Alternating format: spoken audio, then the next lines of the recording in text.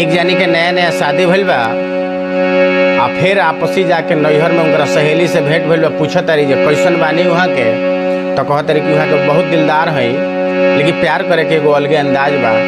कैसे? हमरा उठवा के ललिया के चटनी,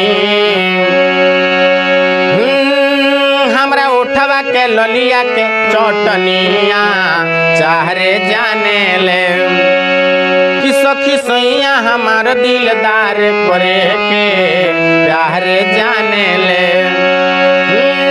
हमरा उठवा के ललिया के चटनिया चाहरे जाने ले सखी सैया हमार दिलदार करे के प्यार जाने ले।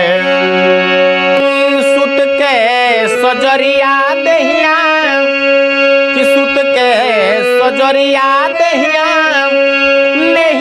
मेरा तो भरे धांगे तो सोइया मिल लूट पाटांगे दाल भात पर झुमा मांगे सोइया मिल लूट पाटांगे दाल भात पर झुमा मांगे।